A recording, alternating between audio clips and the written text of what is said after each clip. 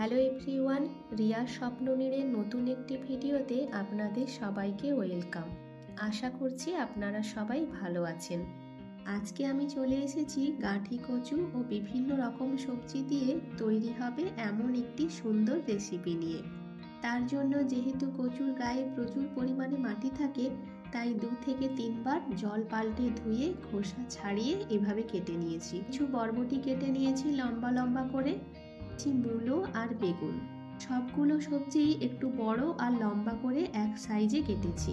আর নিয়েছি কিছু খাসারির ডালের ছোট বড়ি ও চিংড়ি মাছ।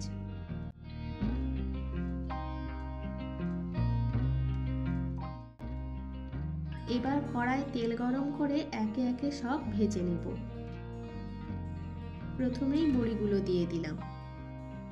গ্যাসের ফ্লেম লোতে রেখে নাড়াচাড়া করে বড়িগুলো ভেজে নিতে হবে।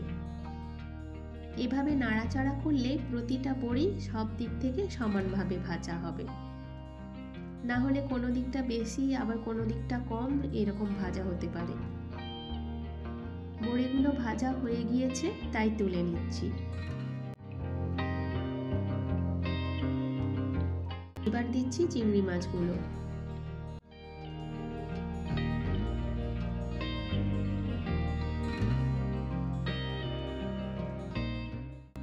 চিংড়ি মাছগুলো 1 থেকে 1.5 মিনিট ধরে নাড়াচাড়া করে হালকা ভেজে তুলে নিচ্ছি। এখন কেটে রাখা কচুগুলো দিয়ে দিলাম।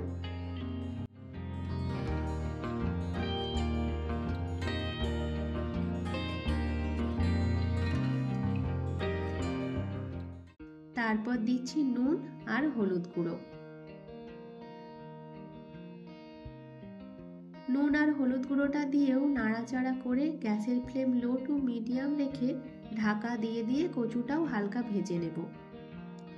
ঢাকা দিয়ে ভাজছি যাতে ভাজতে ভাজতে কচুটা খানিকটা সেদ্ধ হয়ে যায়।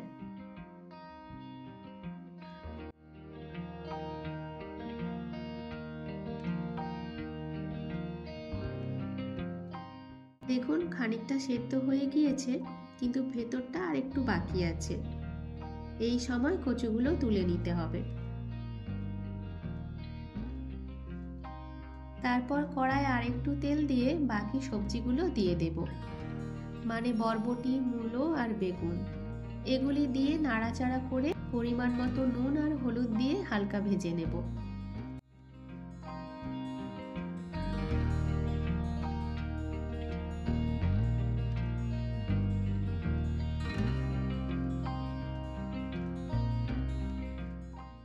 এবার এটি ভাজা হয়ে গিয়েছে, তাই তুলে নিচ্ছি।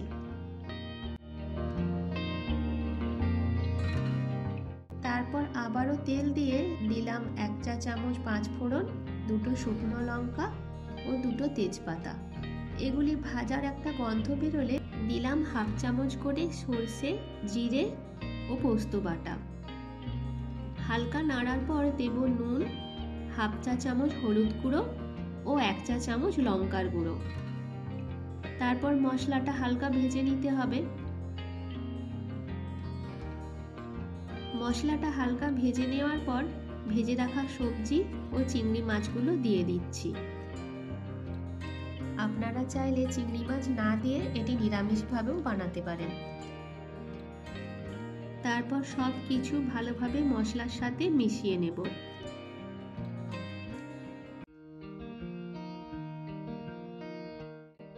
মেশানোর পর 1 বাটি জল দিয়ে 4 থেকে 5 মিনিট ঢাকা দিয়ে রাখছি, যাতে সবজিগুলি সব ভালোভাবে সেদ্ধ হয়ে যায়। বড়ি ভাজাটা এখন দেব না, ওটা কিছুক্ষণ পরে দেব। এখন দিলে বড়িটা বেশি নরম হয়ে যাবে আর তখন খেতে ভালো লাগবে না। 5 মিনিট পর ঢাকাটা খুলে দিলাম। সবজিগুলি সব ভালোভাবে সেদ্ধ হয়ে গিয়েছে। এবার বড়িটা দিয়ে দিচ্ছি। বড়িটা দেওয়ার পর আর 1 থেকে 1.5 মিনিট নাড়াচাড়া করে এটা নামিয়ে নেব।